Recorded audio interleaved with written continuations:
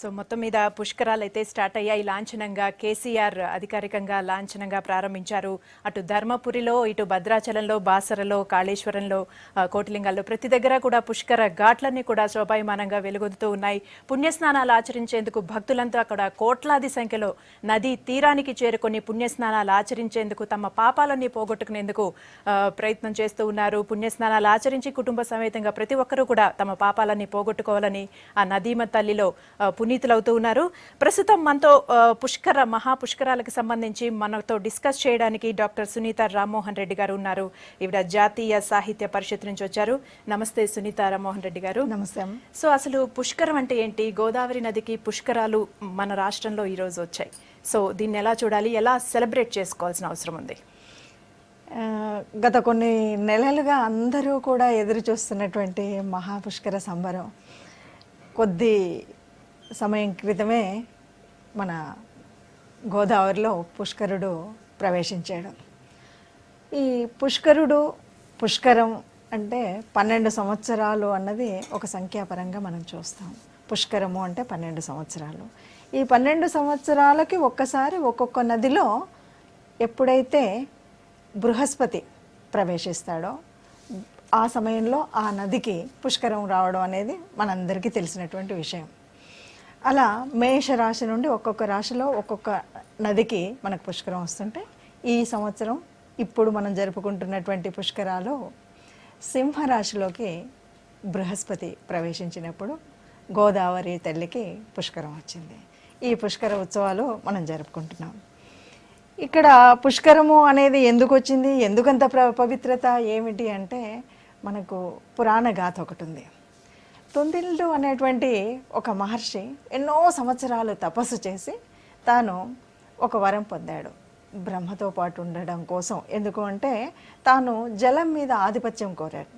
ఈ జలం ఆధిపత్యం బ్రహ్మకు సన్నిహిత్యం ఎట్లా అయింది అంటే, సృష్టిని ప్రారంభించాలి అంటే ఆ జలం బ్రహ్మ దగ్గరికి వెళ్ళాలి. అది కమండలంలోకి తీసుకువెళ్ళాడు. కానీ ఇక్కడ బృహస్పతి తాను తపస్సు చేశాడు.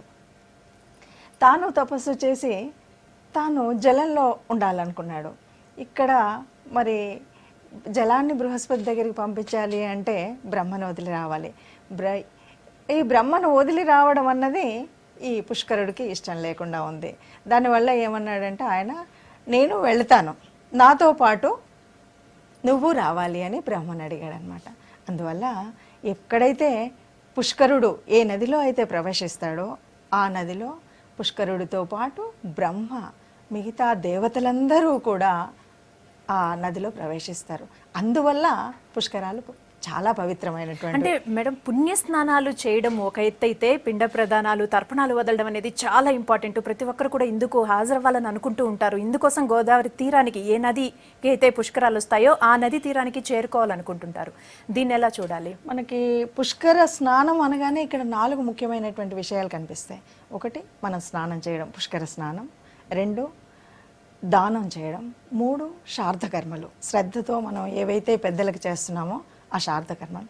4 అక్కడ ఉన్నటువంటి ప్రాంతంలో ఎవరైతే దేవతలు ఉన్నారో ఆ స్థలంలో ఆ దేవతా దర్శనం. ఈ 4 ముఖ్యమైనటువంటి కార్యక్రమాలు చేయాలి. అందువల్ల ఆ ముఖ్యమైన కార్యక్రమాల్లో ఈ శార్దానికి చాలా విలువ ఎందుకుంది అంటే, మనిషి పుట్టడంతో 3 రుణాలతో పుడుతున్నాడు. ఆ రుణాల్లో ఒకటి పితృదేవతా రుణం తీర్చుకోవాల్సినటువంటి కర్తవ్యం. అసలు మన పుట్టుకనిచ్చినటువంటి తల్లిదండ్రులు ఎవరైతే ఉన్నారో, మన పూర్వీకులు ఎవరైతే ఉన్నారో, ఆ వంశంలో మనం పుట్టడానికి కారకులు ఎవరైతే అయ్యారో వారంతా ఆ పరలోకగతి చెందినటువంటి వారందరినీ కూడా, వారందరికీ శార్దం పెట్టడం అన్నది ముఖ్యం.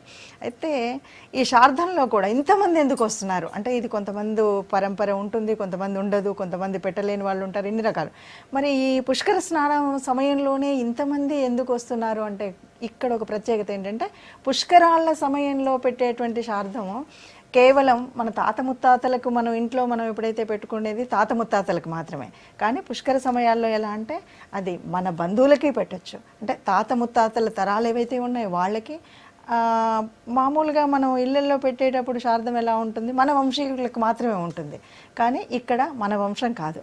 అంటే ఇటు భార్య వైపు వాళ్ళైనా సరే, స్నేహితులైనా, గురువులైనా, తెలిసిన వాళ్ళైనా, ఇరుగు పొరుగైనా ఎవరైనా సరే చనిపోయి పరలోకస్తులైనటువంటి వారు ఎవరైనా ఉన్నా వారందరికీ కూడా శార్థం పెట్టడం అనేటువంటిది ఉంది.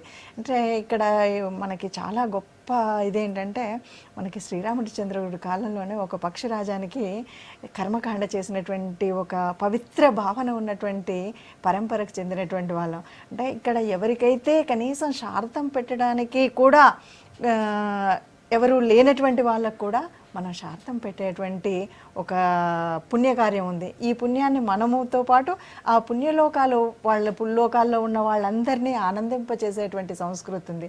అందువల్ల ఈ పుష్కరాల్లో చేసేటువంటి ఈ పుష్కరాల టైంలో ముక్కోటి దేవతలు, సప్త ఋషులతో పాటు పితృదేవతలు కూడా ఎంతో ఆశగా ఎదురు చూస్తుంటారు. మా వాళ్ళు వచ్చి మాకు పిండ ప్రదానం చేస్తారు అని. ఎంతవరకు నిజం ఇది? ఇది మనకు ముందు నుండి కూడా మనకు తెలిసినటువంటి విషయమే. ఎప్పుడూ కూడా ఒక తరము తర్వాత ఇంకొక తరం వస్తుంది. తన వంశీకులు ఎవరైతే ఉన్నారో వాళ్ళు కనుక పిండ ప్రదానం, అందుకే మనం ఏమంటామంటే పిల్లలు ఎవరైతే ఉన్నారో సంతానం లేకపోతే పున్నామ నరకానికి వెళతారు. ఎందుకు అంటే ఆ సంతానం వీళ్ళకి ఎప్పుడైతే తర్వాత కర్మలు చేస్తూ ఉన్నప్పుడే వీళ్ళు పుణ్యలోక గతిలోకి వెళ్తారు. ఆ పుణ్యలోకాలకు వెళ్ళాలి అంటే ఇక్కడ ఉన్నటువంటి వారి సంతానం వీరికి ఆ కర్మలు చేయాలి. ఆ కర్మలు చేయాలి కాబట్టి తెలియకుండానే వారు పుణ్యలోకాలకు వెళతారు కాబట్టి వారికి ఆనందం, ఆ సంతోషం. అందువల్ల మనకి ఇప్పుడు పుష్కరము రాగానే ఇంతమంది దేవతలు ఈ నదిలో ఉన్నప్పుడు ఇది మనకి మానసికంగా, శారీరకంగా, ఒక ఆధ్యాత్మికంగా వచ్చేటువంటి ఆనందం. దీనితో పాటు మనకి జన్మనిచ్చినటువంటి మన పూర్వీకులను ఆనందింపచేయగలిగేటువంటి సంస్కృతి ఏదైతే ఉందో అది మనకి నిజమైనటువంటి ఆనందం. ఈ సమయంలో గనక మనం పిండ ప్రదానాలు, శ్రాద్ధ కర్మలు చేస్తే పితృదేవతలు సంతృప్తి చెందుతారా? పూర్తిగా సంతృప్తి చెందుతారు.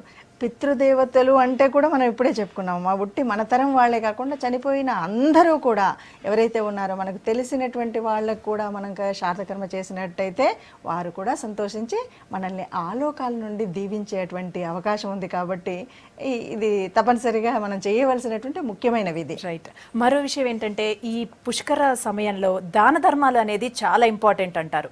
ఈ దాన ధర్మాలు ఏ రోజు ఏవేమి ఇవ్వాలనేది కూడా శాస్త్రం చెప్తుంది. సో వాటి గురించి ఒక్కసారి ఎక్స్ప్లెయిన్ చేయండి.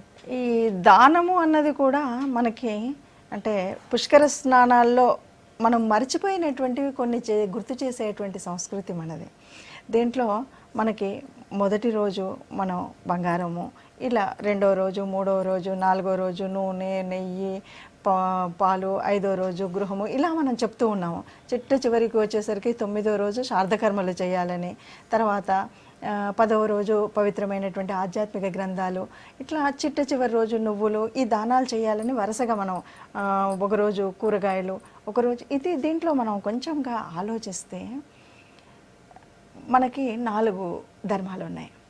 గృహస్థ ఆశ్రమ ధర్మంలోనే మన మీద ఎవరైతే ఆధారపడి ఉన్న వాళ్ళు ఉన్నారో వాళ్ళకి మనము సహకరించడం అనేటువంటిది మన మొదటి ధర్మం. అందువల్లే గృహస్థ ఆశ్రమం మనకు ఉన్నటువంటి 4 ధర్మాల్లో బ్రహ్మచర్యము, తర్వాత మనకు వచ్చేటువంటి గృహస్థ ఆశ్రమము, మిగతా 2 ధర్మాల వాళ్ళు మన మీద ఆధారపడి ఉంటారు. అలా ఆధారపడి ఉండేటువంటి వాళ్ళకి దాన ధర్మాలు చేయడం అన్నటువంటి సంస్కృతి మనం ఇక్కడ ఇలాంటి ఉత్సవాల్లో, ఇలాంటి తీర్థాల్లో అలవాటు చేయడం ఒక ఎత్తు అయితే, ఇక రెండవది మన పరంగా, మానసికంగా, శారీరకంగా ఏంటంటే మనోవాక్కాయ కర్మలైతే ఏవైతే ఉన్నాయో వాటిని, అంటే మనం మనసులో ఏదైతే పుణ్యాన్ని ఆశిస్తున్నామో, ఏ ధర్మాన్ని అయితే ఆశిస్తున్నామో ఆ ధర్మాన్ని మనం చెప్పడంతో పాటు చేయడం అనేటువంటి ఒక కర్మ ఉంది. ఈ చేయడంలో మనము ఈ 4 రకాల ఈ దానాలన్నీ కూడా చేస్తున్నాం. ఇందులో మరి ఈరోజు ఎవరు గృహదానం చేయగలిగే వాళ్ళు ఉన్నారు? నేటి సమాజానికి కనుక అన్వయించుకుంటే కనీసము వారు ఉండడానికి చివరికి ఏం చేసుకున్నాం, దాన్ని మనం కనీసం ఏదైనా ధనమో దానికి సరిపోయినటువంటిదో అని మనం అనుకున్నాం. అయితే అక్కడ ఎంతోమంది దీనహీన పీడిత జనాలు ఎంతోమంది ఉంటారు. అలాంటి వాళ్ళకి వస్త్రదానం చేయడము, ఏదో దానము అంటే ఇన్ని నువ్వులు తీసుకెళ్ళి ఇచ్చామో మన పాపాలన్నీ ప్రక్షాళన చేసుకుంటున్నాము అన్నటువంటిది కాదు అంతరార్థం. ఎందుకంటే వాళ్ళు ఎవరైతే ఉన్నారో వాళ్ళు మానసికంగా సంతృప్తి చెంది ఆ రోజు వారికి కావాల్సినటువంటి ఆహారం, ఇప్పుడు పశుధాన్య దానం ఉంది, ఎంతమందికి పశు సంపద ఉంది? అసలు పశు సంపదే కరువు అయిపోయినటువంటి ఈ రోజులలో పశుదానం, దానికోసం ఏంటి మనం చిన్న ప్రతిమ తీసుకుంటున్నాం, ఈ ప్రతిమను గోదానంగా ఇస్తున్నాం. ఇక్కడ ఇక్కడ గోదానం ఒక వెండి రూపంలోనో ఉండేవాడు బంగారమో లేదు ఒక ధారు రూపంలోనైనా మనం ఇస్తాం.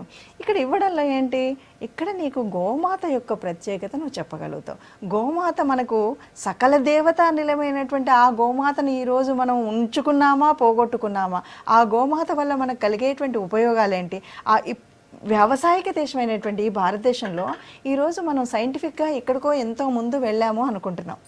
ఎంతో ముందుకు వెళ్ళినటువంటి మనము ఎందుకు ఇంతటి అనారోగ్య పరిస్థితి వస్తుంది?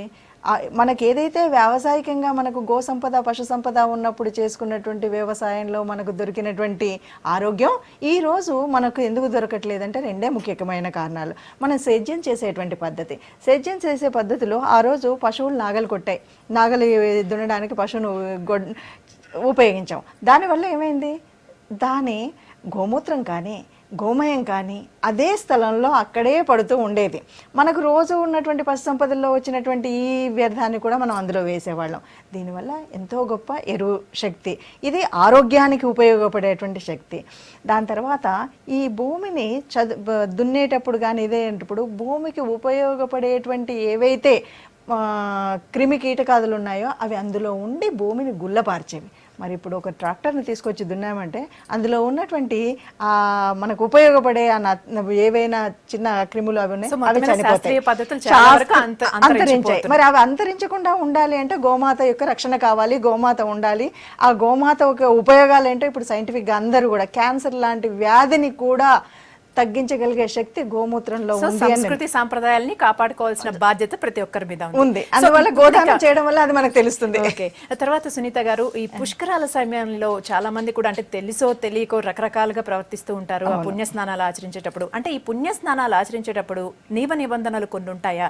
అంటే ఎలాగ పుణ్య స్నానాలు చేయాలి? తప్పనిసరిగా నియమ నిబంధనలు ఉంటాయమ్మా. స్నానం అనగానే మనం వెళ్ళి అక్కడేదో ఒక ప్లాస్టిక్ మగ్గు, కొంచెం సబ్బు, ఇవన్నీ షాంపూ కూడా వీలైతే తీసుకెళ్ళి మనం పొద్దున లేచి ఎలా వెళ్ళామో ఎలా లేసామో అలా వెళ్ళిపోయి స్నానం చేయడం అది పుష్కర స్నానం కాదు. శుభ్రంగా ఇంట్లోనే స్నానం చేసి దైవార్చన చేసుకొని ఆ తర్వాత అక్కడికి వెళ్ళి భార్యాభర్తలైతే బ్రహ్మముడి వేసుకొని తూర్పు వైపు తిరిగి సూర్య నమస్కారం చేసి గంగామాతకి నమస్కరించి ఇష్టదేవత నమస్కారం చేసి 3 మునకలు తల మునిగేలాగా మునిగి పైకి తేలడము. మనస్ఫూర్తిగా మనస్సులో మనం ఏది అంటే ఈ శారీరకంగా మునగడం శరీరానికైతే మానసికంగా ఆ దైవ ప్రార్థన చేస్తూ దాన్ని బయటకు వచ్చిన తర్వాత ఆ స్నానం తర్వాత మనం ఈ దానాలు చేయడం అనేటువంటిది పుష్కర స్నానం. ఇది చేయాలి తప్ప ఎలాగో నీళ్ళు ఉన్నాయి కదా పొద్దున్నే చేస్తున్నా రెండోసారి స్నానము ఇంకా అవసరం లేదని సబ్బులు షాంపులు తీసుకువెళ్ళి చేయడం కాకుండా, అలాగే తల్లి గంగమ్మని మనకి సంస్కృతి గొప్ప సంస్కృతి ఏంటంటే మనకు ఎవరైతే పౌష్టికతను పోషకత్వాన్ని ఇచ్చేటువంటి గుణాలు ఎక్కడెక్కడనే వాళ్ళందరినీ కూడా తల్లి రూపంలో చూసాం. ఆ తల్లి రూపంలో చూసినటువంటి వాళ్ళల్లో మనకి గంగామాత అంటాం. గంగా అంటే జలం, ఇక్కడ గోదావరి మాత. ఆ తల్లిని తల్లి రూపంగా చూస్తున్నప్పుడు ఆ తల్లికి ముందు పసుపు కుంకుమ ఇచ్చి తర్వాత ఈ స్నానం చేసి మళ్ళీ నమస్కరించి రావడం అనేటువంటిది ఒక విధి విధానం. ఓకే, తర్వాత పుష్కరాలు విషయానికి వచ్చేటప్పటికి ఆది పుష్కరాలని అంత్య పుష్కరాలని అంటారు. అసలు ఇవి ఏంటమ్మా, అసలు ఎందుకు ఇట్లా వచ్చింది? ఆది పుష్కరాలు అంత్య పుష్కరాలు అన్ని నదులకు లేవు. మన అదృష్టం ఏంటంటే ఇప్పుడు మనం జరుపుకుంటున్నటువంటి గోదావరి మాతకు ఆది అంత్య పుష్కరాలు ఉన్నాయి. మొదటి 12 రోజులలో చివరి సంవత్సరంలో చివరి 12 రోజులలో చేసుకునేటువంటివి అంత్య పుష్కరాలు, మొదటి 12 రోజులు ఆది పుష్కరాలు. ఇక ఈ మధ్యకాలంలో మరి దేవతలందరూ ఉంటారంటే మధ్యాహ్న సమయం 4 గడియలు మాత్రమే ఉంటారు. మిగతా ఈ ఆది అంత్యాల్లో మాత్రమే సకల దేవతలు. గోదావరికి ఎందుకు ఆ ప్రత్యేకత వచ్చింది అట్లా? ఇక్కడ బృహస్పతి తాను కోరుకున్నప్పుడు తను గోదావరిలో ఉండడానికి ఇష్టపడ్డాడు. అందువల్ల ఆది అంత్య రెండిట్లలో కూడా ఈ పుష్కరుడు ఉంటాడు. ఓకే, తర్వాత ఈ పుష్కర స్నానానికి నియమ నిబంధనలు అన్నీ కూడా చెప్పారు. ఈ పుష్కరాల్లో ఏ రోజు ఎక్కువగా స్నానం చేస్తే పుణ్యం అనేది ఏమన్నా ఉంటుందా ఈ 12 రోజుల్లో? అలా ఏముండదమ్మా. 12 రోజుల్లో పుష్కరుడు ఆ నదిలో ప్రవేశించింది మొదలు 12 రోజులు పుణ్యమైనటువంటివే. చివరి అంత్య పుష్కరాలు అంతే పుణ్యమైనటువంటివి. ఎంత పుణ్యము అన్నది మనం చెప్పడానికి మనకి ఒక ఇది ఉంది. ఎక్కడైతే మనము అంటే ఒక కావేరీ నది ఒడ్డున తపస్సు చేస్తే, లేదు గంగా నది ఒడ్డున మనము స్నానం చేస్తే, లేదు ఒక కురుక్షేత్రంలో దానం చేస్తే ఎంత పుణ్యమైతే వస్తుందో అంత ఆ మూడింట్ల వల్ల వచ్చేటువంటి పుణ్యం మొత్తం కూడా గోదావరి నదిలో పుష్కర స్నానం చేస్తే వస్తుందంట. మరి అలా ఒట్టి గోదావరి స్నానం చేస్తేనే వస్తుంది. అలాంటి స్నానం చేస్తే వచ్చినప్పుడు పుష్కరుడు ఉన్నటువంటి సమయంలో, సర్వదేవతలు అందులో ఉన్నటువంటి సమయంలో స్నానం చేస్తే ఇంకెంత పుణ్యం వస్తుంది. ఇది మనం సో అంతటి పుణ్య నదిలో, ఏ నదిలో అయినా సరే, ఇప్పుడు మనకి గోదావరి పుష్కరాలు వచ్చాయి కాబట్టి మనం గోదావరి గురించి మాట్లాడుకుంటున్నాం. సో పుణ్యస్నానం అయిపోయిన తర్వాత నెక్స్ట్ టెంపుల్కి వెళ్ళి దర్శనం చేసుకోవాల్సిన విశిష్టత గురించి కొంచెం చెప్పండి. ఎక్కడైనా సరే అమ్మా తీర్థాలు, క్షేత్రాలు అన్నీ కూడా ఉన్నాయి. ఆ తీర్థము అంటే అక్కడ జలం ఉండడం. ఈ తీర్థక్షేత్రాలు అని ఏ పెట్టినట్టున్నామంటే ఈ జలం ఉండి అక్కడ ఉన్నటువంటి ఒక దేవాలయం ఉన్నప్పుడు, ఇలాంటి వాటిల్లో మనం తప్పనిసరిగా స్నానం చేసిన తర్వాత, చాలా క్షేత్రాలలో మనకి పుష్కరిణి అని ఉంటుంది. ఇప్పుడు ఏదైతే మనం పుష్కరం చెప్పామో అట్లాగే పుష్కరిణి అని ఒక చిన్న కుండం లాంటిది ఉంటుంది. అందులో స్నానం చేయకుండా దైవ దర్శనం చేయకూడదు అనేటువంటి నియమం కూడా ఉంది ఎక్కడైనా సరే. సరే, ఈ రోజు ఉన్నటువంటి పరిస్థితుల్లో అందరూ చేయకపోయినా కనీసము ఆ జలాన్ని ప్రోక్షణ అయినా చేసుకుంటూ ఉంటారు. దీంట్లో తప్పనిసరిగా దైవ సన్నిధికి వెళ్ళాలి. ఒకటమ్మా, శారీరకంగా మనం స్నానం చేసాం, మానసికంగా ఒక పవిత్రమైనటువంటి భావాన్ని కోరుకున్నాం.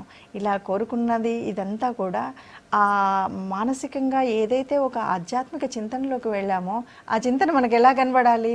ఆ ప్రత్యక్షంగా ఒక దేవతా స్వరూపం ఎవరైతే ఉన్నారో ఆయన దగ్గరికి వెళ్ళి, నాయన, తల్లి అని మనం ఆ దేవతా రూపాన్ని ఒక్కసారి మనసారా ప్రార్థించుకొని మనకు కావలసినట్టుగా, ఎందుకంటే మనం ఎన్ని చెప్పినా మన ఏంటంటే కోరికలు లేకుండా మనం బతకట్లేదు.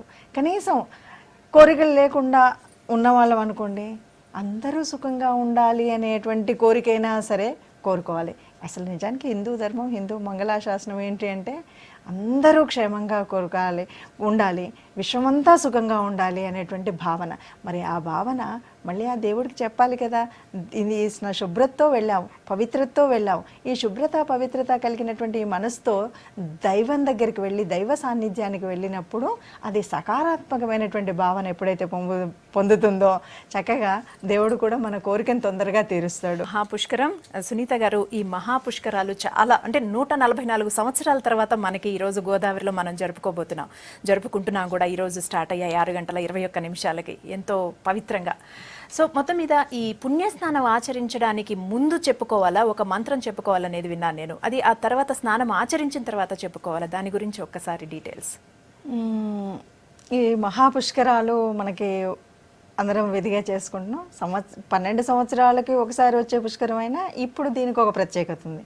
సరే, ఏ పుష్కర స్నానం అయినప్పటికీ కూడా తప్పనిసరిగా పుష్కర స్నానం చేసే ముందు ఇక్కడ మనకి ఒక ముఖ్యమైనటువంటి విషయం ఏంటంటే, ఏదైతే ఈ భారత భూమిలో ఉన్నటువంటి ఆ నది, ఈ నది భూమి మీద పుట్టడానికి కారణమైనటువంటి ఈ భూమాతని కొలిచినట్టుగా ఈ మృత్తిక ఏదైతే అంటే నదీ పరివాహక ప్రాంతంలో ఉన్నటువంటి మట్టిని, ఆ నది ఒడ్డునటువంటి మట్టిని తీసి నదిలో వేసి నమస్కరిస్తూ పిప్పలాదస్య ఉత్పన్న అంటూ వృద్ధే లోక భయంకర అనేటువంటి ఒక మంత్రాన్ని చెప్తారు. దీనివల్ల ఏంటి అంటే మనం ఒక్కసారి ఈ నది ఒడ్డున ఏదైతే మృత్తిక రూపంలో ఉన్నటువంటి ఈ మట్టిని మనం కొలుస్తూ ఉంటూ ఈ జలాన్ని పంచభూతాత్మకమైనటువంటి ఈ శరీరంతో ఉన్నటువంటి మనము ఈ పంచభూతాలను కొలిసేటువంటి సంస్కృతి ఉంది.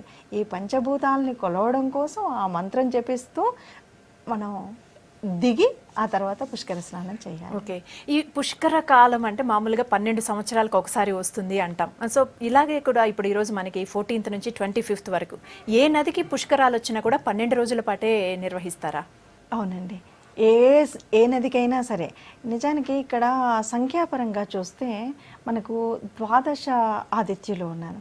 ఈ 12 సంవత్సరాలు ద్వాదశ ఆదిత్యులు మళ్ళీ ఒక 12 సంవత్సరాలు వచ్చేసరికి ఈ ద్వాదశ ఆదిత్యులు మారుతూ ఉంటారు. ఇలా మారుతూ ఉండడం వల్ల ఒక్కొక్క సంవత్సరం అంటే మేషరాశిలో ఉన్నప్పుడు మనకి గంగా నదికి వస్తుంది, అట్లాగే వృషభ, ఈ ఒక్కొక్క నదికి ఒక్కొక్క రాశిలోకి బృహస్పతి మారుతున్నప్పుడు ఒక్కొక్క నదికి వస్తుంది. అలా 12 ప్రతి నదిలో పుష్కరమైనప్పుడు కూడా 12 రోజులు పుష్కర స్నానం చేయాల్సిందే. ఆ పుష్కరుడు అందులో ఉంటాడు. పుష్కర ఉత్సవాలు చేసుకుంటాం. అయితే ఒక్క గోదావరికి నదికి మాత్రమే ఆది పుష్కరం, అంత్య పుష్కరం ఈ రెండు. అంత్య పుష్కరం అనేది ఎప్పుడు చేస్తారండి? చివరి 12 రోజులు, చివరి 12 రోజులు, చివరి 12 రోజులు అంత్య పుష్కరం చేస్తాం. అంటే ఆది పుష్కరాలకి ఇంపార్టెన్స్ ఉందా, అంత్య పుష్కరాలకి ఇంపార్టెన్స్ ఉందా? వీటి విశిష్టత గురించి చెప్పండి. ఎప్పుడైనా మన ఇంటికి చుట్టం వస్తున్నాడంటే వచ్చేటప్పుడు ఎంత ఆధారంగా చూస్తాం చెప్పండి. అంటే వస్తున్నాడు, వెళ్ళేటప్పుడు సాగనంపుతాం, కానీ వచ్చేటప్పుడు ఆ ఆనందం, ఆ ఉత్సాహం వేరు. కానీ రెండిట్లో కూడా దేవతలు ఉంటారు, 2 సమయాల్లో దేవతలు ఉంటారు. కాబట్టి రెండూ అత్యంత పుణ్యప్రదమైనటువంటివి. రెండిట్లలో అంతే పుణ్యఫలం వస్తుంది. రెండిట్లలో చేయవలసినటువంటి కర్మలు, విధులు, విధానాలు అన్నీ ఒక్కటే. కానీ మనకి ఉన్నటువంటి ఉత్సాహము, ఈనాటి సమయము, వీటన్నింటి వల్ల ఆది పుష్కరాలకు కాస్త విలువ ఎక్కువ ఇస్తాం. ఓకే. ఈ మామూలుగా ఈ పుష్కరాలు 12 రోజులు జరుపుకుంటున్న నేపథ్యంలో అంటే ఎవరికి వీలైన రోజుల్లో వాళ్ళు వెళ్ళి నదీ తల్లిలో స్నానం చేసి, నదీమ తల్లిలో, ఆ తర్వాత సంబంధిత నదీ తీరంలో ఉన్న టెంపుల్కి వెళ్ళి దర్శనం చేసుకోవడం మంచిదంటారు. అవునండి. ఎందుకు అంటే ఇప్పుడు మనకి ఎంతమందికి 12 రోజులు అక్కడే ఉండి స్నానాలు చేసి ఆ ఒక్కొక్క రోజు చెప్పినటువంటి దాన విధులను పూర్తి చేసేటువంటి శక్తి మనకుంది. ఎంతమందికి సమయం అనుకూలిస్తుంది నేటి పరిస్థితి. ఇప్పుడు అందరం కూడా నవనాగరిక ప్రపంచంలో 1 గంట సేపు కూర్చొని ఒక మానసిక ప్రశాంతత కోసమో, ఒక దైవ దీనికోసమో ఉపయోగించేటువంటి పరిస్థితులు లేనటువంటి ఈ రోజుల్లో ఎంతటి పుణ్య అదైనా మనం దానికోసం వెళ్తాం, స్నానం చేస్తాం. ఇది తప్పనిసరిగా చేయాలి అని అందరూ కూడా మనం సంస్కృతి పరంగా చెప్తున్నటువంటి ముఖ్యమైనటువంటి విషయం. అయితే 12 రోజులు ఎవరు వెళ్ళలేరు. కాబట్టి ఎవరికి ఎప్పుడు వీలవుతే అప్పుడు ఈ 12 రోజులలో కల్పించుకొని తప్పనిసరిగా స్నానం, దానం అన్నీ కూడా అంటే శారద కర్మలు ఇవి చేసి అక్కడ ఉన్నటువంటి దైవాన్ని దర్శించుకొని. మనకు ఎన్ని క్షేత్రాలమ్మా. ఇప్పుడు గోదావరి మన దగ్గరికి నాసిక్లో పుట్టింది. అలా నరసాపురంలో కలిసే వరకు వెళ్ళేసరికి ఎన్ని చోట్లకు వెళ్ళింది, ఎన్ని మార్పులు చెందింది. మనకి బాసరలో, తెలంగాణలో అడుగుపెట్టింది.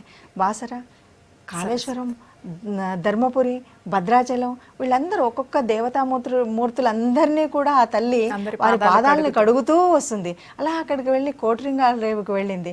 ఆ తర్వాత సప్త గోదావరిగా విడిపోయి ఆ తర్వాత అలా అంతర్వేది దగ్గర నరసింహస్వామి పాదాలని తాకి నమస్కరించి సముద్రంలో కలిసింది. మరి ఇలా ఇంతమంది దేవతామూర్తుల్ని కలవడం కాకుండా ఈ మొత్తము ప్రాంతాన్నంతా కూడా మనకు తిండి కలగడానికి దక్షిణ గంగగా పేరు పొందినటువంటి ఈ నదీమ తల్లి ఒక అన్నపూర్ణగా ఈ రాష్ట్రాలు వృద్ధి చెందడానికి కారకురాలైనటువంటి ఈ తల్లిని మనం అసలు 12 రోజులు ఏంటమ్మా నిత్యము కొలవాలి. అందుకే నిత్యహారతులు పెడుతున్నారేమో. నిత్యము కొలవాలి, నిత్యము తలవాలి, నిత్యము పవిత్రంగా చూడాలి, నిత్యము వీలైన వాళ్ళు స్నానం చేయాలి. తర్వాత ఇంతటి విశిష్టత, ఇంతటి పవిత్రత ఉన్న ఈ నదీమ తల్లిలో స్నానం చేయడానికి కొందరు అనారోగ్య కారణంగా రాలేకపోవచ్చు, లేదా ఏజ్ మీద పడిన వాళ్ళు, అలాగే చంటి పిల్లల్ని కూడా తీసుకురావడానికి కొందరు కుదరకపోవచ్చు. ఇలాంటి వాళ్ళు ప్రత్యామ్నాయంగా ఆ నదీమ తల్లితో నీ జలంతో స్నానం చేయాలంటే ఎలాంటి పద్ధతులు ఉన్నాయి? ఎట్లా అంటే మనం అందరూ వెళ్ళలేరు. అనారోగ్యంగా ఉన్న వాళ్ళని ఇబ్బంది పెట్టి మంచం మీద ఉన్న వాళ్ళని తీసుకెళ్ళి ఆ నదీ స్నానం వరకు తీసుకెళ్ళగలుగుతామా? ఇప్పుడున్నటువంటి ఆ స్నానం కోసం అంతమంది వచ్చినటువంటి ఆ జనంలో మనం వాళ్ళని స్నానం చేయించగలుగుతామా? ఇది వాళ్ళకి ఆరోగ్యము, పుణ్యము సంగతి దేవుడుంచి ఒక రకమైనటువంటి అనారోగ్యాన్ని, కష్టాన్ని కొని తెచ్చిన వాళ్ళం అవుతాం. అందువల్ల మనం కాశీకి వెళ్తే ఏం చేస్తాం? ఒక చెంబులో గంగా జలాన్ని కొనుక్కొచ్చుకుంటాం, తెచ్చుకుంటాం అక్కడ నుండి. అలాగే గోదావరి నీళ్ళను కూడా మనం తీసుకుని వచ్చి ఇప్పుడు పోస్టల్ వాళ్ళు కూడా ఏదో అరేంజ్ చేసినట్టున్నారు. అదేంటంటే మనం ముందు బుక్ చేసుకుంటే బాటిల్ పంపిస్తారంట. ఆ నీళ్ళని ప్రోక్షణ చేసుకోవడం, అదే గంగేచ యమున చైవ కృష్ణ అని మనం స్నానం చేసేటప్పుడు ఎట్లాగైతే చెప్పుకుంటామో అట్లాగే ఈ నీళ్ళని ప్రోక్షణం చేయొచ్చు అనారోగ్యంగా ఉన్నటువంటి వాళ్ళకి. మన దగ్గర ఒక గొప్ప సంస్కృతిలో మనకు ఉన్నటువంటి భావన ఏంటంటే అమ్మా, ముసలి వాళ్ళైన వాళ్ళు స్నానం చేయలేనప్పుడు, వాళ్ళు సంధ్య ఆదితి వార్చుకోవాలన్నప్పుడు వాళ్ళు కూడా ఏం చేస్తారు, విభూతి స్నానం అని, మృత్తిక స్నానం అని, ఇంకా దైవ దర్శనానికి వెళ్ళేటప్పుడు ధూళి దర్శనం అని వెళ్తారు. స్నానం అది లేకుండా వీళ్ళు ఏంటంటే శారీరకంగా కాదు మానసికంగా పరిశుద్ధంగా ఉన్నటువంటి వాళ్ళు అనమాట. అందువల్ల ఈ విభూతి స్నానం అంటే ఏంటి, విభూతిని రాసుకోవడం అనమాట. అంటే అనారోగ్యంగా ఉన్నప్పుడు ఇలాంటి వెసులుబాటు ఉన్నది కాబట్టి మనకు అక్కడ ఉన్నటువంటి అందరూ దేవతలు కొలువై నిలువై ఉన్నటువంటి ఆ జలాన్ని మనం మనకున్నటువంటి చిన్న కలుషంలో తెచ్చుకొని దాన్ని ఇంట్లో పూజ చేసుకొని సంతృప్తి కోసం ప్రోక్షణ చేసుకోవాలి. తర్వాత ఇప్పుడు మనకి చూస్తే కొన్ని చోట్ల అంటే వర్షాలు లేక గోదావరిలో నీళ్లు కూడా చాలా తగ్గిపోయాయి. సో మామూలుగా నడుము లోతు నీళ్లు ఉంటే గానీ మనం 3 మునకలు వేయడానికి కంప్లీట్ గా మన బాడీ మొత్తం తడవదు. సో ఇలాంటి పరిస్థితుల్లో ప్రభుత్వం కూడా ప్రత్యామ్నాయ ఏర్పాట్లు చేస్తోంది. ఎవరిని భక్తుల్ని ఇబ్బంది పెట్టకుండా, ఎలాంటి అసౌకర్యం కలగకుండా అన్ని ఏర్పాట్లు చేస్తోంది. సో ఈ నేపథ్యంలో కొన్ని దగ్గర షవర్ బాతులు కూడా ఏర్పాటు చేసేందుకు రంగం సిద్ధమైంది. దీన్ని ఎలా చూడాలి సునీత గారు? ఇప్పుడు మనము ఒక్కసారి మనం ఇంట్లో ఉంటేనే నది దగ్గరికి వెళ్ళి నది నీళ్ళు తెచ్చుకోలేనప్పుడు చల్లుకోవచ్చు అన్నాం. ఇప్పుడు అక్కడి వరకు వెళుతున్నాము. మరి అమ్మే అలా కొంచెంచుకుపోయింది. నిజానికి మన శరీరానికి ఈ ప్రకృతికి చాలా సంబంధం ఉందమ్మా. మనము మనం మానసికంగా ఎప్పుడైతే ఒక చైతన్యాన్ని లోపిస్తామో మన జీవన శక్తి సరళి అంతా కూడా క్షీణిస్తుంది. అదేవిధంగా మనకున్నటువంటి ఈ రోజులో ఉన్నటువంటి కాల పరిస్థితుల మూలంగా నీళ్లు అంటే వర్ష భావ పరిస్థితుల మూలంగా నీళ్లు సరిపోయినన్ని ఉండకపోవచ్చు. కానీ తల్లే కదా, ఎందుకంటే సరస్వతి మాత ఎక్కడో అంతర్వాహినిగా వెళ్తుంది. అయినా సరే సరస్వతిని కలుపుకొని మనము కుంభమేళా ఉత్సవంలో 3 ఉత్సవాలు చేసుకుంటున్నాం కదా, కుంభమేళా ఉత్సవం. అట్లాగే అమ్మ అక్కడ ఉంది, ఆ ప్రాంతం అంతా ఉంది, ఆ ప్రాంగణం అంతా ఉంది, అంతర్వాహినిగా ప్రవహిస్తుంది. పైకి నీళ్లు రాకపోవచ్చు. అందువల్ల మనము అక్కడ ఉన్నటువంటి నీళ్ళని తీసుకొని ప్రోక్షణ చేసుకున్నట్టే అక్కడ ఉన్న ఆ విధంగానే అక్కడ చేస్తున్నారు. అదైనా సరే మనస్ఫూర్తిగా గంగామాతలో మునిగాం, గోదావరిలో మునిగామని తలుస్తూ చేసేటువంటి స్నానం వల్ల కాస్త ప్రత్యామ్నాయం ఏర్పరచుకున్నట్టే. తర్వాత మరో విషయం ఏంటంటే ఈ నదిలో స్నానం చేసే టైం కూడా ఒకటి ఇంపార్టెంట్ అని చెప్తుంటారు. సూర్యోదయానికి ముందు స్నానం చేస్తే చాలా మంచిది, నదిలో ఆ సూర్యుడికి నమస్కారం చేస్తూ సూర్యోదయం అవుతున్న సమయంలో అంటారు. ఇది ఎంతవరకు నిజం? దీని విశిష్టత ఏంటి? ఇది 100% అదే కరెక్ట్ అమ్మా. అసలు మనకేంటంటే బ్రాహ్మీ ముహూర్తానికి అంటే సూర్యోదయానికి ముందు, సూర్యుడి కంటే ముందు లేవాలి. అసలు ఆ చైతన్యం మనం సూర్యుడి నుండే ఆపాదించుకున్నటువంటిది. ఎందుకంటే సూర్యుడి శక్తి ఎంత అన్నది తెలియడానికి మనకు తెలియనటువంటి పెద్ద మనుషులు కూడా చాలామంది అమ్మమ్మలకి నాన్నమ్మలకి ఏం తెలుసు అంటాం. ఒక పుట్టిన పిల్లవాడిని సైతం ఆ ఉదయపు లేత కిరణాల ముందు పడుకోబెడతారు. ఎందుకు? అంత పసిగుడ్డుని అక్కడ ఉండేటువంటి శక్తి, ఆ శక్తి ఏదైతే ఉపయోగపడుతుందో ఆ శక్తి నదిలో ప్రవేశించే సమయంలో మనం స్నానం చేస్తే మనం ఎంత చైతన్యవంతం అవుతాం. సూర్యుడు ఆరోగ్య ప్రదాత అంటారు. హెల్త్ ఈజ్ వెల్త్ కాబట్టి అవును, ఆత్మకారకుడైనటువంటి సూర్యుడు ఆత్మకారకుడు కాబట్టి సూర్యుడు అన్ని రకాలుగా ప్రత్యక్షంగా మనకు కనబడేటువంటి భగవంతుడు సూర్యుడు కాకుండా ఈరోజు మనం తింటున్నటువంటి ప్రతి తిండి మనకు అందడానికి కారకుడు. ఒక మొక్క పెరగాలన్నా అందులో కిరణజన్య సంయోగ క్రియ కావాలన్నా అది జరిగితే కానీ పంట వృద్ధి చెందరు. అలా వృద్ధి చెందడానికి కారకుడు ఆయన. అంతెందుకు, వర్షం రావాలంటే జలము మనకి ఈరోజు నదుల రూపంలో కనబడుతుంది అంటే మేఘాలు ఎక్కడి నుండి వస్తున్నాయి? ఆ సూర్య కిరణాల వల్లే. ఆ సూర్యుడి వల్లే మనకి మేఘాలు ఉత్పన్నం అవుతున్నాయి. ఆ మేఘాల వల్లే మళ్ళీ నదీ జలం వస్తుంది. అంటే ఆ వర్షం రావాలి, నది కావాలి, మనం రోజు కావాలి అనేటువంటి ఈ జలము మనకు కావాలి అంటే సూర్యభగవానుడు కారకుడు. అలాంటి కారకుడైనటువంటి మన మనసుకి ఆత్మకారకుడు. అలాంటి ఆత్మకారకుడు ఉదయించేటువంటి సమయంలో చేస్తే తప్పనిసరిగా ఫలితం చాలా అధికంగా ఉంటుంది. ఇంత పవిత్రమైన ఈ నదుల్లో మామూలుగా కొందరు పూజా ద్రవ్యాలు అంటే పూలు, పసుపు, కుంకుమ ఇలాంటివన్నీ కూడా చల్లుతూ పూజలు చేస్తూ ఉంటారు. కానీ అవి కొబ్బరికాయలు కొడుతూ ఉంటారు, అవంతా అలాగే వేస్టేజ్ వదిలేస్తూ ఉంటారు. ఆ క్లీనింగ్ అనేది కూడా కొన్నిసార్లు చేయడం కూడా కష్టం అవుతుంది. ఇంతమంది మీద చాలా కష్టం అవుతుంది. సో ఆ నది కూడా మొత్తం బురదమయం అయిపోయి గందరగోళంగా అయిపోయి స్మెల్ వస్తూ ఉంటుంది. ఆ నీటిలో స్నానం చేయాలంటేనే కొందరికి నచ్చదు కూడా. ఇలాంటి పరిస్థితులు కూడా ఉంటాయి. ఇలా జరగకుండా ఉండాలంటే ఏం చేయాలి? నిజానికి పసుపు, కుంకుమ ఇలాంటి పూజా ద్రవ్యాలన్నీ ఆ నదీమ తల్లిలో కలపాల్సిన అవసరం ఉందా? ఇక్కడ రెండు విషయాలు. ఒకప్పుడు చాలా తక్కువ మంది వెళ్ళినప్పుడు మనలో ఎలాగ కల్మషం లేకుండా ఉన్నామో ఆ రోజులలో కూడా కాలుష్యం తక్కువగా ఉంది. కాలుష్యం అంటే మనం తయారు చేసే కాలుష్యమే కాదు, కనీసం పసుపు కుంకుమలు తయారు చేయడంలో కూడా కల్తీ లేకుండా ఉన్నటువంటి రోజులు ఈరోజు లేవు. ఆ రోజుల్లో పసుపు కుంకుమ ఏది ఒక ఆరోగ్యపరమైనటువంటిది. ఇది పసుపు మనకి యాంటీబయాటిక్ కింద ఉపయోగిస్తాం. అది జలంలో కలిస్తే మనకు ఉపయోగమా నష్టమా? ఉపయోగం. అందువల్ల పసుపుని మనం అమ్మకి సమర్పించి అది ఉపయోగం. అమ్మవారు వస్తే కూడా మనము పసుపు కలిపినటువంటి నీళ్ళనే మనం శరీరం మీద వేసుకుంటాం. ఎందువల్ల అంటే అది ఆరోగ్య ప్రదాత. అలాగే అమ్మకి మనం సమర్పించాం. అయితే ఇప్పుడున్నటువంటి పరిస్థితులలో మీరన్నట్టు పసుపు కుంకుమ తర్వాత పువ్వులు, మళ్ళీ దొన్నల్లో దీపాలు, వీటన్నిటి వల్ల ఏంటంటే అవి పక్కకు వచ్చి ఆ నీళ్ళలో 2 రోజుల తర్వాత ఆకులన్నీ కూడా కుళ్ళిపోయి వాటి వల్ల ఇంకా కొంచెం దుర్గంధం ఏర్పడి దీనివల్ల కాస్త హానికరం. కాబట్టి మనం ఇలాంటి ఉత్సవాల్లో మన సంస్కృతిని కాపాడుకోవాలి. కాబట్టి మన సంస్కృతికి కారణమైనటువంటి ఆ జలం ఏదైతే ఉందో ఆ జలాన్ని పవిత్రంగా ఉంచుకోవడం కోసం ఇంటి దగ్గర మనం పూజ చేసుకుంటున్నాం. అక్కడ మనం అర్ఘ్యం వేస్తూ సూర్యుడికి ఆ తూర్పు వైపు తిరిగి గంగామాతని, గోదావరి మాతని మనసులో ప్రార్థించి 3 మునకలు వేసి బయటకు రావడమే శుభప్రదం. ఆ తర్వాత ఎప్పుడైతే దైవ దర్శనానికి వెళుతున్నామో అక్కడ కొబ్బరికాయ కొట్టుకుందాం, అక్కడ పూలు పెడదాం.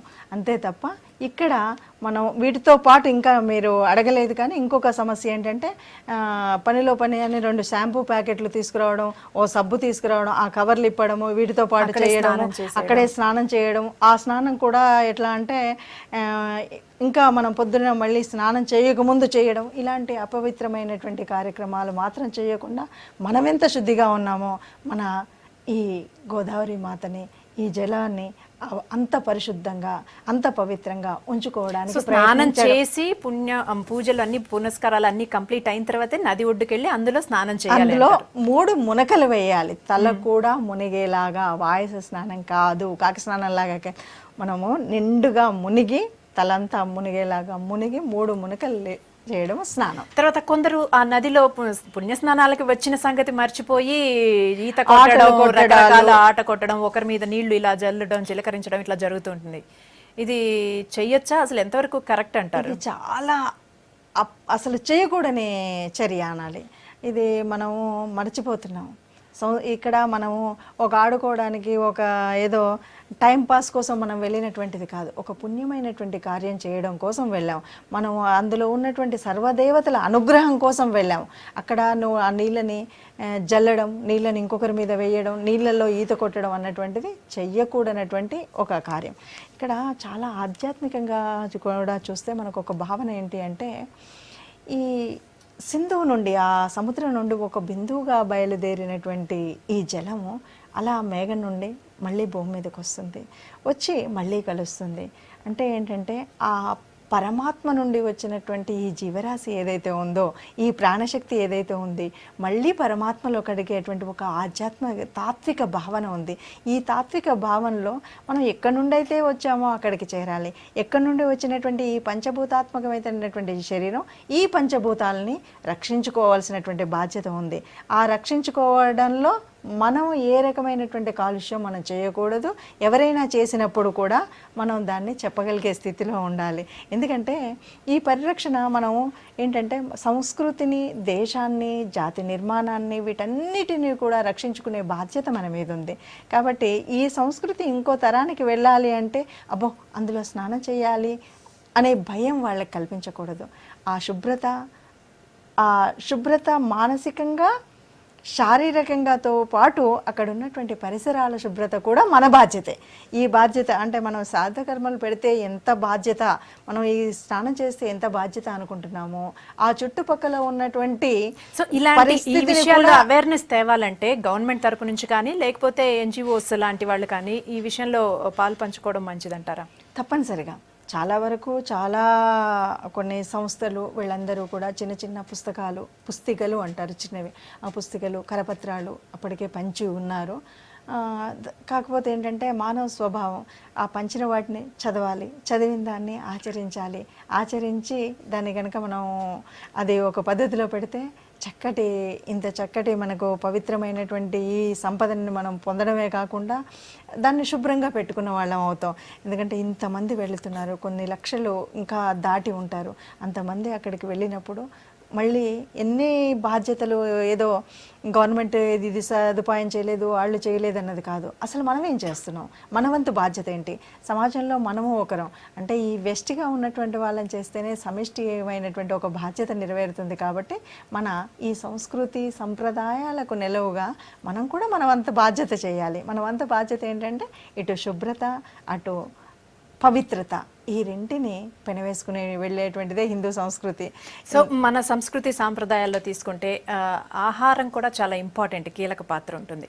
సో ఫాస్టింగ్ అనేది కూడా ప్రతి పూజ జరుగుతున్నా కూడా ఫాస్టింగ్, రకరకాల మంత్ర జపాలు చేస్తున్నప్పుడు ఫాస్టింగ్ అనేది ఉంటుంది, ఆహార నియమాలు కొన్ని ఉంటాయి. సో ఈ పుణ్య స్నానాలు ఆచరించిన రోజు ఏమన్నా ఆహారానికి సంబంధించి నియమ నిబంధనలు ఉన్నాయా? అంటే అందరూ కూడా 12 రోజులైతే వెళ్ళరమ్మా. అక్కడ ఉన్న వాళ్ళు ఎవరైనా శ్రద్ధగా వెళ్ళి చేయాలనుకున్న వాళ్ళు ఎవరైనా సరే ముందు రోజు ఉపవసించి స్నానానికి వెళ్ళాలి. తర్వాత ఆ రోజు మనం తినేటప్పుడు కూడా పూర్తిగా సాత్విక ఆహారాన్ని తినడం అనేటువంటి, ఎందుకంటే సత్వరజ తమో గుణాలకి నిలయమైనటువంటి ఈ శరీరంలో మనం ఎంత వద్దనుకున్నా ఆ సాత్వికమైనటువంటి భావన కావాలి అంటే సాత్విక ఆహారమే తీసుకోవాలి. ఆ సాత్విక ఆహారం తీసుకున్నప్పుడు మనకి ఇప్పటి వరకు మనం ఆ జలశక్తి వల్ల పొందినటువంటి శక్తి ఏదైతే ఉందో, ఆ దైవశక్తి వల్ల పొందినటువంటి శక్తి ఏదైతే ఉందో అది ఉత్పన్నమయ్యి ఇంకా 10 రెట్లు పెరిగేటువంటి సత్వ కలుగుతుంది. కాబట్టి ఆహార నియమాల్లో సాత్వికమైనటువంటి ఆదే తీసుకోవాలి. తర్వాత ముందు రోజు ఉపవసించడం కూడా ముఖ్యమైనటువంటిది. సో ఫైనల్గా ఒక క్వశ్చన్ అమ్మా, మామూలుగా కొందరు అంటుంటారు మేము ఎలాంటి పాపాలు చేయలేదు, మేమేం పుణ్యస్నానాలు చేయాల్సిన అవసరం లేదని. ఇది ఎంతవరకు కరెక్ట్? అంటే తెలుసో తెలియకో ప్రతి మనిషి తప్పు చేస్తూనే ఉంటాడు, సహజం. అవును, ఎందుకంటే ఇప్పుడు మనం ముందు నుండి కూడా కొన్ని కర్మలు చేయడానికి ఒక సిద్ధాంతం చెప్తూ ఉంటారు. మనం ఏమీ చేయకుండా ఓ యజ్ఞం చేస్తుంటే కూడా కొన్ని క్రిమికీటకాదులు యజ్ఞం మరి పుణ్యం కోసం చేసేటువంటిది ఇలా ఉంటాయి. అసలు ఈ గోదావరి నది కథ వింటేనే మీకు మరి ఒక విషయం అర్థమవుతుంది. గౌతమ మహర్షి ఎంత పుణ్యాత్ముడు. మరి ఆ పుణ్యాత్ముడు తను కాదు, పక్కనున్నటువంటి 10 మంది ప్రజానీకానికి ఆహారం కోసం తాను పొందినటువంటి వర ప్రభావాన్ని ఆయన ఉపయోగించుకున్నాడు. ఎట్లాగంటే తను ఏ బీజం అయితే పెడతాడో అది తప్పనిసరిగా ఫలవృద్ధి జరుగుతుంది.